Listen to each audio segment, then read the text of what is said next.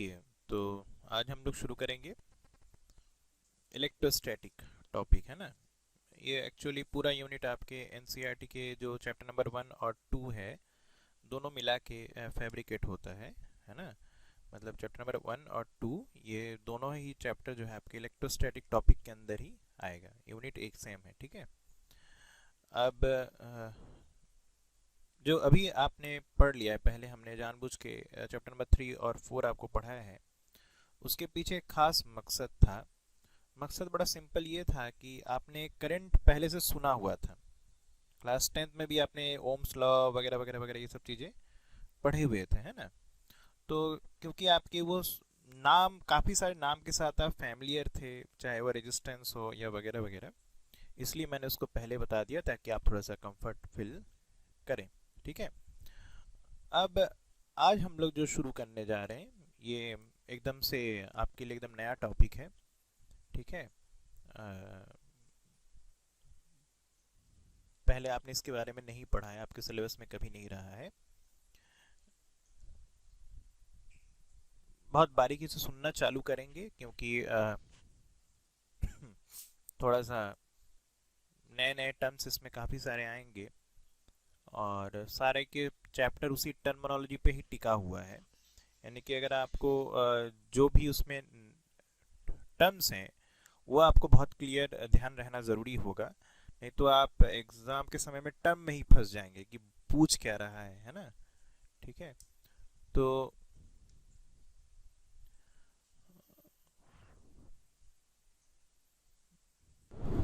तो जो नाम है ध्यान से देखेंगे, अगर इलेक्ट्रोस्टैटिक जो लिखा हुआ है तो इसमें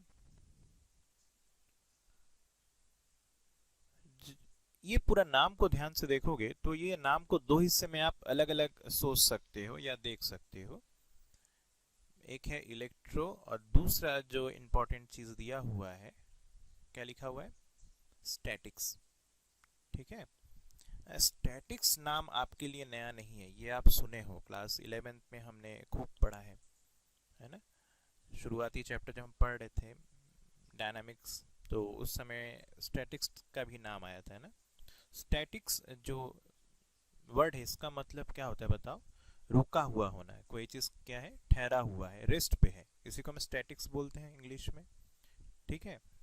तो ये जो नाम आप देख रहे हैं जिसमें इलेक्ट्रो और स्टैटिक्स दो नाम है, तो जो इलेक्ट्रो वाला हिस्सा है ना, वो इलेक्ट्रॉन से लिया गया है। यानी कि इलेक्ट्रॉन मतलब समझ रहे होगे, चार्ज पार्टिकल से इसका मतलब है ना।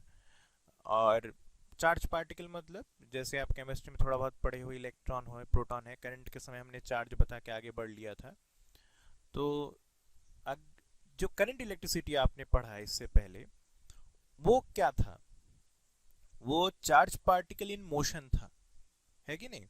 जो इलेक्ट्रोमैग्नेटिज्म आपने पढ़ा या फिर जो करंट इलेक्ट्रिसिटी ओम्स लॉ वगैरह पढ़ा, उसमें हो क्या रहा था, चार्ज पार्टिकल मूव कर रहा था, है कि नहीं। चार्ज पार्टिकल के पास वेलोसिटी था, उसका मोशन था, और उसके मोशन के वजह से जो जो हमें इफेक्ट देखने को मिल रहा था उसके बारे में हम स्टडी कर रहे थे इलेक्ट्रोमैग्नेटिज्म में या फिर आप करंट इलेक्ट्रिसिटी में, है कि नहीं। चार्ज पार्टिकल मोशन में थे, याद करो। और ये जो सेक्शन है इसमें हम क्या पढ़ने जा रहे हैं, जब चार्ज पार्टिकल किस में हो, रेस्ट में हो। Am I clear. तो जो पूरा डिस्कशन इस यूनिट में चलेगा वो इस बात पे आधारित होगा कि आपके जो चार्ज पार्टिकल हैं वो सारे के सारे किस में होने जा रहे हैं, रेस्ट में। Am I clear. ठीक है। तो ये मेन इसका जो कोर कंसेप्ट है वो ये है कि चार्ज पार्टिकल किस में होंगे, रेस्ट में होंगे, ठीक है ना। और उसके वजह से जो जो हमें इफेक्ट देखने को मिलेगा उसके बारे में हम स्टडी करेंगे, ठीक है। क्लियर। अब चार्ज क्या होता है, ये मेनली आज का हमारा लेक्चर है कि हम इसमें चार्ज क्या होता है, तब तो उसके रेस्ट के बारे में होने से हम उसके बारे में पढ़ेंगे, है ना। तो जब साइंस में फिजिसिस्ट ने जब रिसर्च करना चालू किया, एटम्स के बारे में समझना चालू किया, है ना। एटम्स पहले समझ में आ गया था एक्चुअली में कि एटम करके कोई चीज़ है, जो कि आप पढ़े हो केमिस्ट्री में, बिल्डिंग ब्लॉक होता है किसी भी स्ट्रक्चर का वगैरह वगैरह, है ना, सब्सटेंस का, ठीक है। तो एटम के साइज रिलेटिवली इतना था कि उसके बारे में हिंट साइंटिस्ट को पहले लग गया, है ना। बाद में जब एटम को और बारीकी से पढ़ना चालू किया गया, उसके बारे में स्टडी को और सीरियसली लिया गया, तो ये पता चला कि एटम अपने आप में अकेला नहीं है, बल्कि सब एटॉमिक पार्टिकल्स भी होते हैं। क्या होते हैं, नाम ध्यान से सुनना, सब एटॉमिक पार्टिकल। अर्थात जैसे एटम मतलब क्या हुआ, एटम वो सिंपलेस्ट या सबसे छोटा फॉर्म है जिसके दम पे आपके कोई भी सब्सटेंस को आप रेडी कर पाते हैं, तैयार कर पाते हैं, ठीक है ना। सब एटॉमिक पार्टिकल का मतलब जिन चीजों से मिलके क्या बनता है, एटम बनता है। Am I clear? Those particles which constitute atoms are known as subatomic particles, ठीक है। अब ध्यान रखिएगा, सब एटॉमिक पार्टिकल आज के तारीख में 30 से भी अधिक हमारे नॉलेज में है। मैं क्या कह रहा हूं, ध्यान से सुन रहे हैं आप? हमारे नॉलेज में आज के तारीख में 30 प्लस, 30 से भी ज्यादा, और करंट सिनारियो में आपको थोड़ा सा देखना पड़ेगा, मुझे भी नहीं पता वर्तमान में शायद 40 से भी ज्यादा है कि नहीं है, पर 30 से डेफिनेटली ज्यादा है आज के तारीख में, ये कंफर्म है ना। तो हम इतने सारे सब एटॉमिक पार्टिकल के बारे में नहीं पढ़ने जा रहे हैं एक्चुअली में, हम बेसिकली मेजर कॉन्स्टिट्यूएंट पार्टिकल के बारे में हमें स्टडी करना है ना। उसमें भी कुछ लिमिटेड के साथ कुछ नए तरीके के सब एटॉमिक पार्टिकल हम मॉडर्न फिजिक्स जब पढ़ेंगे तब अलग से भी डिस्कस करेंगे। अभी हमारे काम का सिर्फ 3 अलग अलग सब एटॉमिक पार्टिकल होने जा रहा है। कितने? 3, जिन तीनों को आप जानते हैं, एक है इलेक्ट्रॉन, दूसरा है प्रोटॉन और तीसरा है न्यूट्रॉन, ठीक है। ये 3 मेजर सब एटॉमिक पार्टिकल होते हैं जो कि एटम को बनाते हैं, है ना। इसके अतिरिक्त भी होते हैं पर ये डोमिनेटिंग पोर्शंस हैं। Am I clear? तो डोमिनेटिंग सब एटॉमिक पार्टिकल कितने हैं हमारे पास? Basically 3, electron, proton and neutron. Am I clear? ठीक है, नाम याद रहेगा। और सब एटॉमिक पार्टिकल क्या होते हैं मैंने आपको समझा दिया, जिनके बलबूते पे कौन बनता है, एटम बनता है ना। इसके बारे में आप जानते हैं बहुत स्टडी चलता रहा है कि नहीं। आपने जे थॉमसन का नाम सुना होगा केमिस्ट्री में पढ़ते समय, जिन्होंने प्लम पॉडिंग का मॉडल दिया था, है ना। उसके बाद आपने रदरफोर्ड के एक्सपेरिमेंट बेसिकली पढ़ रखा होगा, जिन्होंने आपके जो अल्फा पार्टिकल का गोल्ड फॉइल पे जो स्कैटरिंग वगैरह करवाया था, बम्बार्ड करवाया था, उसके बारे में आपने थोड़ा बहुत पढ़ रखा है। इन सब के बारे में मॉडर्न फिजिक्स में अलग से पढ़ेंगे। इसके बाद आपने बोहर के बारे में पढ़ा होगा, बोहर एटॉमिक मॉडल के बारे में, या फिर बोहर पोस्टुलेट्स के बारे में, जिनको हमने यूज भी किया है प्रीवियसली चैप्टर्स में। तो ये मेजर एक्सपेरिमेंट साइंस की दुनिया में हुए और जिनके दम पे हम ये ढूंढ पाए कि बेसिकली एटम भी अपने आप में सबसे छोटा पार्टिकल नहीं है, बल्कि उससे भी छोटे पार्टिकल्स होते हैं जिनके बलबूते पे कौन बनता है, एटम्स बनते हैं। Am I clear? ठीक है लाला, सबको समझ में आ रहा है ना। अब ये सब एटॉमिक पार्टिकल कितने मैंने आपको बताया, ध्यान रखना है 3। इन तीनों को बनाम आप पहले भी सुन चुके हो, इलेक्ट्रॉन, प्रोटॉन एंड न्यूट्रॉन, ठीक है, क्लियर। अब इन तीनों में, इलेक्ट्रॉन और प्रोटॉन और न्यूट्रॉन में, जो सबसे मास के हिसाब से जो सबसे छोटा पार्टिकल है वो है इलेक्ट्रॉन, ठीक है। किसके नजर से हम बात कर रहे हैं, मास के नजर में, तो सबसे कम मास वाला कौन है, इलेक्ट्रॉन है। उससे ज्यादा मास वाला हमारे पास जो है वो कौन है, प्रोटॉन है। और इन तीनों में सबसे ज्यादा मास किसके पास है, न्यूट्रॉन के पास। ध्यान रहेगा, मास का ऑर्डर याद रहेगा आपको। सबसे कम मास वाला पार्टिकल कौन है, इलेक्ट्रॉन। उससे काफी ज्यादा, सिर्फ ज्यादा नहीं, इलेक्ट्रॉन से काफी ज्यादा, करीबन 1900 गुना। कितने टाइम्स, 1900 गुना, मतलब 1900, अप्रोक्सीमेटली 1900 टाइम्स मास के हिसाब से ज्यादा कौन है, प्रोटॉन है। तो आप समझ गए होंगे, जहां पे इलेक्ट्रॉन और प्रोटॉन की मास इकट्ठा लेने की बारी आएगी, तो कितने लोग ये बात समझ रहे हो कि मैथमेटिकली हम इलेक्ट्रॉन के मास को इग्नोर कर सकते हैं। कितने लोग एग्री कर रहे हैं? क्योंकि एक पर्टिकुलर मास से दूसरा का मास ऑलमोस्ट 1900 टाइम ज्यादा है। इसका मतलब समझ रहे हो ना। एग्जाम्पल लो, अगर किसी एक चीज का मास अगर 1 kg है, तो दूसरे का मास कितना है, 1900 kg। तो आप समझ सकते हैं दोनों मास को इकट्ठा रखूंगा तो 1 kg को आप इग्नोर भी कर दोगे तो भी आपके एरर में कोई खास एरर नहीं आपको समझ में आएगा। Am I clear? ठीक है, ध्यान रहेगा। तो इलेक्ट्रॉन से मास ज्यादा किसका है? प्रोटॉन का, और प्रोटॉन का मास इलेक्ट्रॉन से काफी ज्यादा है। ठीक है, और प्रोटॉन से भी ज्यादा किसका होता है? न्यूट्रॉन का बाई मास। ठीक है, लेकिन ध्यान रखिएगा प्रोटॉन और न्यूट्रॉन के बीच में मास का जो फर्क है वो बहुत मामूली है। ठीक है, यानी कि मैं ये कहना चाह रहा हूं mass of proton is almost equal to mass of neutron. ध्यान रहेगा, mass of proton is almost equal to mass of neutron. Although proton का जो मास है वो न्यूट्रॉन के मास से स्लाइटली कम है, या फिर यूं कह लो न्यूट्रॉन का जो मास है वो प्रोटॉन के मास से स्लाइटली ज्यादा है, लेकिन हम ऑलमोस्ट इक्वल टू कंसीडर कर सकते हैं जब हमारे बात सामने आएगी। हम आपको डेटा भी दिखाएंगे क्यों हम ऐसा कह रहे हैं, एग्जैक्टली है कितना तो आप खुद ही समझ जाओगे कि ऐसा हम क्यों कह रहे हैं। ठीक है, क्लियर? अब आपने ग्रेविटेशन वाला चैप्टर पढ़ के आए हो क्लास 11th में, यूनिवर्सल लॉ ऑफ ग्रेविटेशन भी आप सबने पढ़ रखा है कि नहीं? तो उसमें आपको पता है क्या होता है कि अगर दो मास हमारे पास हो तो दोनों एक दूसरे पे ग्रेविटेशनल अट्रैक्टिव फोर्स लगाते हैं। याद आया? ग्रेविटेशनल फोर्स जो होता है वो अट्रैक्टिव नेचर का होता है। तो जब भी दो मास को हम पास में ला के रखेंगे तो एक दूसरे को क्या करेगा? अट्रैक्ट करेगा, यानी कि खींचेगा। एग्री करते हो? सब लोग एग्री कर रहे हो? तो ये बताओ अगर हम दो इलेक्ट्रॉन को पास पास लेके आए तो एक दूसरे को क्या करना चाहिए? अट्रैक्ट करना चाहिए। दो प्रोटॉन को अगर पास पास लेके आए, दोनों के में मास है, दोनों एक दूसरे को अट्रैक्ट करना चाहिए। अगर एक इलेक्ट्रॉन एक प्रोटॉन को पास पास लेके आए तो अट्रैक्ट करना चाहिए। दो न्यूट्रॉन को अगर पास पास लेके आए तो अट्रैक्ट करना चाहिए। एक न्यूट्रॉन एक प्रोटॉन को अगर हम पास में लेके आए तब भी अट्रैक्ट करना चाहिए। एक न्यूट्रॉन अगर एक इलेक्ट्रॉन के पास में लेके आए तब भी अट्रैक्ट करना चाहिए। बात समझ रहे हो ना?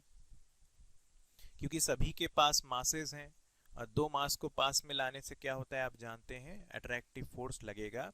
और वो फॉर्मूला आप पढ़ रखे हो Gm1m2 अपॉन r का स्क्वायर। याद आया कुछ?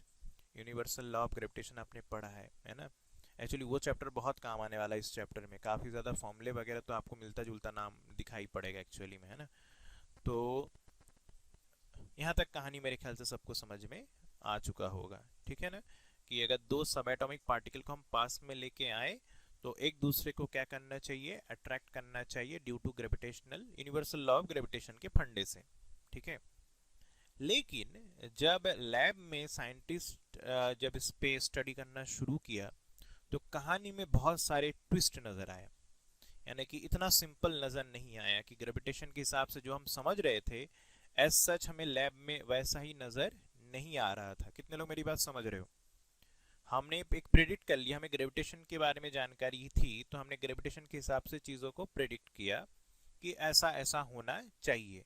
जब हम साइंटिस्ट जब उसको लेके लैब में पहुंचे और चीजों को स्टडी करना चालू किया तो उन्होंने देखा इतना सिंपल और सीधा नहीं था। ऐसा नहीं कि सीधे सीधे Gm1m2 अपॉन r स्क्वायर करेंगे तो हमें पता चल जाएगा इतना फोर्स अट्रैक्टिव लग रहा है।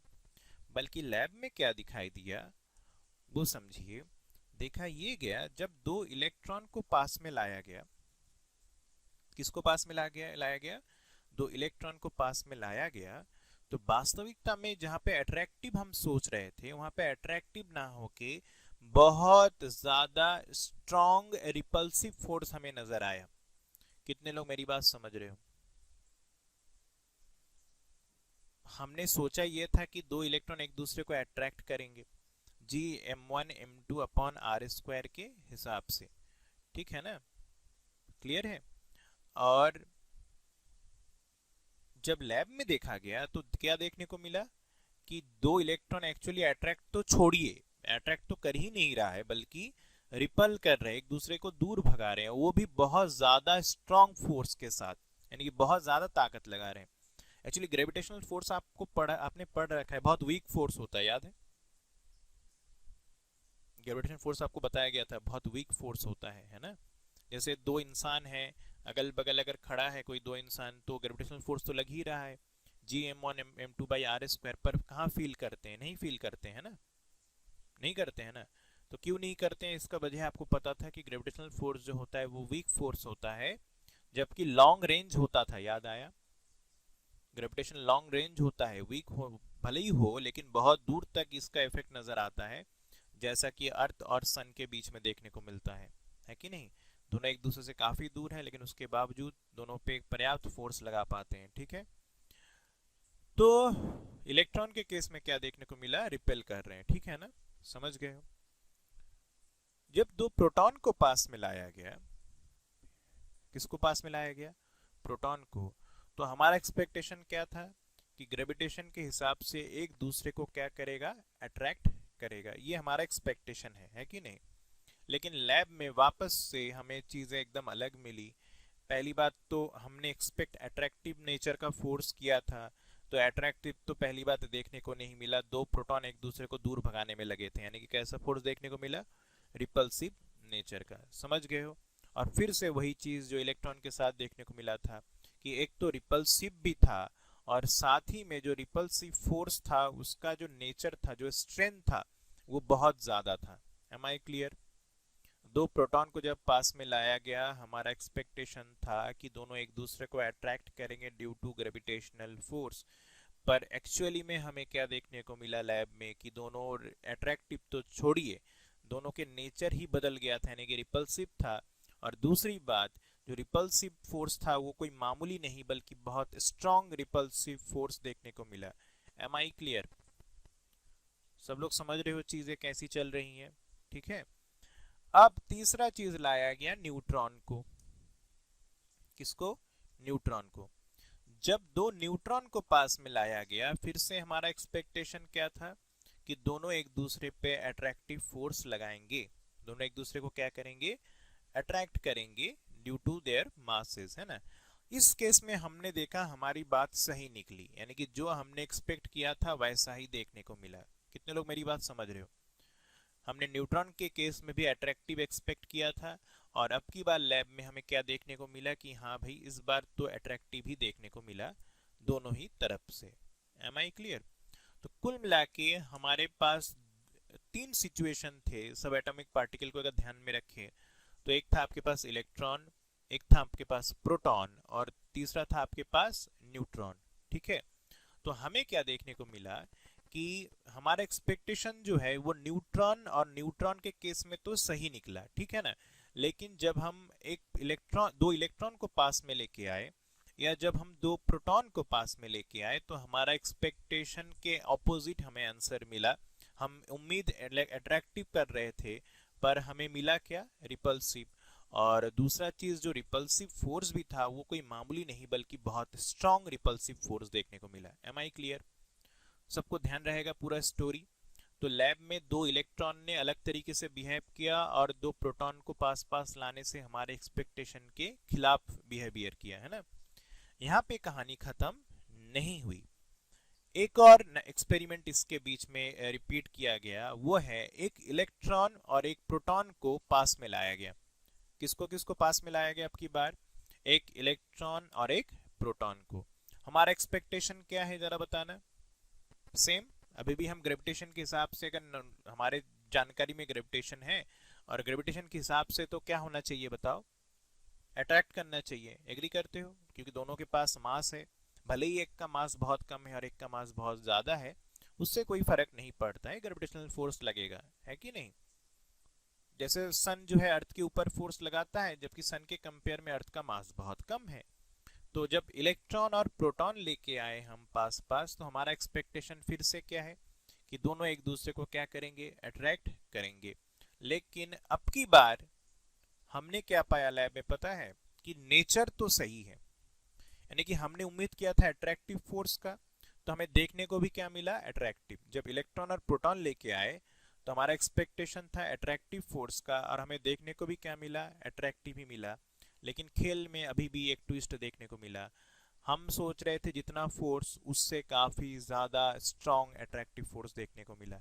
कितने लोग मेरी बात समझ रहे हो?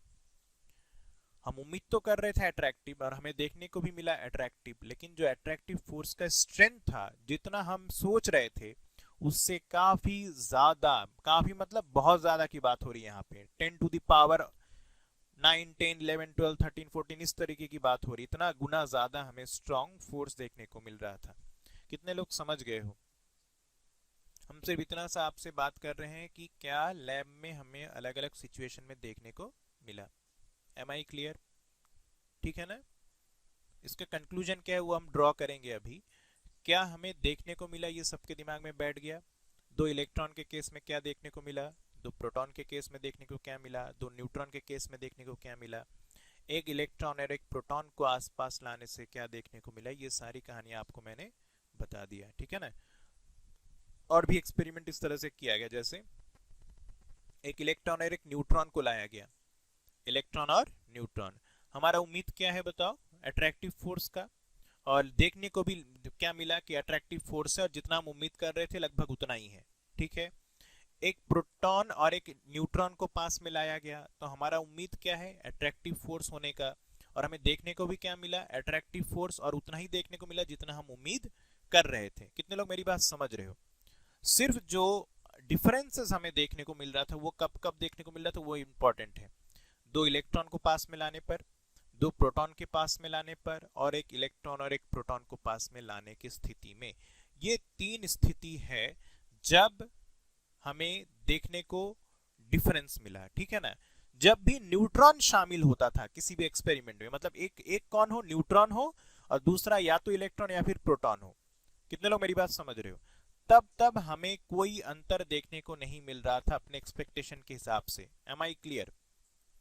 जब भी आपके स्टोरी में न्यूट्रॉन आ जाता था, एक न्यूट्रॉन, एटलीस्ट एक न्यूट्रॉन और दूसरा कोई और पार्टिकल, तो हमें जो उम्मीद होती थी वही हमें देखने को मिलता था। लेकिन जैसे ही आपके स्टोरी में सारे के सारे इलेक्ट्रॉन या फिर सारे के सारे प्रोटॉन या फिर इलेक्ट्रॉन और प्रोटॉन होते थे, तो हमारी उम्मीद के खिलाफ जवाब मिलता रहा है। कितने लोग मेरे बात समझ गए हो? क्लियर है?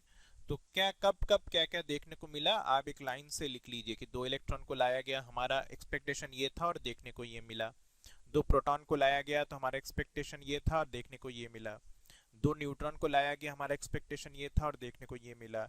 एक इलेक्ट्रॉन एक प्रोटॉन को लाया गया तो एक्सपेक्टेशन ये था और देखने को ऐसा मिला। ये सारी चीजें आप लिस्ट बना के तेजी से लिखिए शॉर्ट में, है ना? फिर आगे हम आपको इसका कंक्लूजन ड्रॉ करेंगे। क्लियर?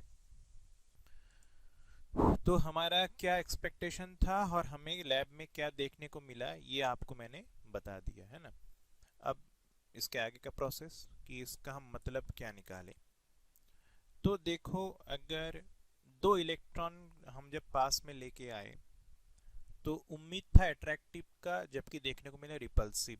यानी कि इन दोनों के पास कुछ तो ऐसा है, कुछ ऐसी बात इनके पास है जिसके दम पे ये एक दूसरे को रिपेल कर रहे होंगे। कितने लोग एग्री करते हो? इनके पास कोई तो कैरेक्टरिस्टिक्स होगी ना, कोई तो इनके पास प्रॉपर्टी होगी जिसके दम पे ये एक दूसरे को क्या कर रहे हैं, रिपेल कर रहे हैं। कितने लोग समझ रहे हो? अरे जैसे ग्रेविटेशनल फोर्स क्यों लगता है, कौन सा कैरेक्टर की वजह से देखने को मिलता है, मास की वजह से। किसी भी ऑब्जेक्ट के पास कौन सा पैरामीटर होता है, मास, और उस मास के दम पे हमें क्या देखने को मिलता है, ग्रेविटेशनल फोर्स। ठीक है ना? तो जब तक मास नहीं होगा क्या ग्रेविटेशनल फोर्स देखने को मिलेगा? क्या नहीं देखने को मिलेगा ना। तो ठीक उसी तरीके से अगर हमें ये जो फोर्स देखने को मिल रहा है, दो इलेक्ट्रॉन को हमने पास में लेके आए हैं और एक दूसरे को क्या कर रहे हैं, रिपेल कर रहे हैं, अट्रैक्ट करने की जगह पे रिपेल कर रहे हैं। और इस फोर्स को नाम दिया गया इलेक्ट्रिक फोर्स। क्या नाम दिया गया? Electric force. याद रहेगा, जब दो इलेक्ट्रॉन को पास में लाया गया तो एक दूसरे को जो रिपेल कर रहे थे, इस फोर्स को क्या नाम दिया गया, इलेक्ट्रिक फोर्स। और सवाल ये आता है कि इलेक्ट्रिक फोर्स अगर लग रहा है तो इसके पीछे कोई ना कोई इलेक्ट्रॉन के पास कोई ना कोई कैरेक्टरिस्टिक्स, कुछ ना कुछ खास बात होनी चाहिए कि नहीं होनी चाहिए? होनी चाहिए, जिसके दम पे हमें इलेक्ट्रिक फोर्स देखने को मिलेगा। जैसे कि मास के खासियत की वजह से हमें ग्रेविटेशनल फोर्स देखने को मिलता था। तो ये जो कैरेक्टरिस्टिक्स है किसी पार्टिकल के पास, जिसके दम पे वो इलेक्ट्रिक फोर्स लगा सकता है किसी दूसरे पार्टिकल के ऊपर, इस कैरेक्टरिस्टिक्स को नाम दिया गया चार्ज। कितने लोग समझ गए? The characteristics of these particles due to which it can apply electric force on another particle is termed as charge। सबको ध्यान रहेगा। तो चार्ज का डेफिनेशन समझ गए हो कि हमें लैब में देखने को मिला, और इन ये जो चीज़ें देखने को मिली इसके पीछे कोई तो खास कैरेक्टरिस्टिक्स होगा उसके पास। तो ये जो कैरेक्टरिस्टिक्स है इसी को नाम क्या दिया गया, चार्ज। M I clear? ठीक है ना, पक्का। जब दो प्रोटॉन को पास में लाया गया तब वो भी एक दूसरे को रिपेल कर रहे थे, और देखने को ये मिला कि दो इलेक्ट्रॉन को पास में लाने पर जितना रिपल्सिव फोर्स देखने को मिलता है ना, दो प्रोटॉन को पास में लाने की स्थिति में भी रिपल्सिव फोर्स उतना ही देखने को मिलता है। अब ये एक खासियत देखने को मिला। कितने लोग मेरी बात समझ रहे हो? दो इलेक्ट्रॉन को पास में लाने पर जितना ताकतवर रिपल्सिव फोर्स देखने को हमें लैब में मिला, दो प्रोटॉन को भी पास में लाने की स्थिति में हमें उतना ही रिपल्सिव फोर्स देखने को मिला। यहां से क्या पता चलता है? जो खास बात इलेक्ट्रॉन के पास है, जिसके दम पे एक इलेक्ट्रॉन दूसरे इलेक्ट्रॉन को रिपेल करता है, वो कैरेक्टरिस्टिक्स या वो खासियत प्रोटॉन के पास में भी है। Am I clear? जो खासियत इलेक्ट्रॉन के पास है वही खासियत प्रोटॉन के पास में भी है, जिस वजह से एक प्रोटॉन दूसरे प्रोटॉन को रिपेल कर रहा था और उतने ही ताकत से रिपेल कर रहा था। Am I clear? ठीक है ना लाला? लेकिन जब न्यूट्रॉन की बात करते हैं तब तो ऐसा कुछ उटपटांग देखने को नहीं मिला था ना, हमने जो एक्सपेक्ट किया था वही हुआ था।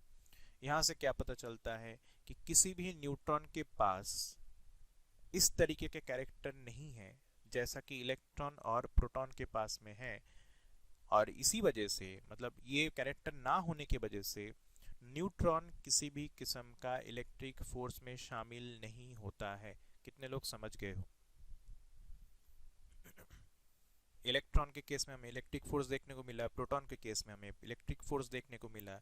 इस वजह से हमने क्या कहा कि भैया इनके पास में एक कैरेक्टरिस्टिक्स है जिसको हमने चार्ज के नाम से नाम दिया।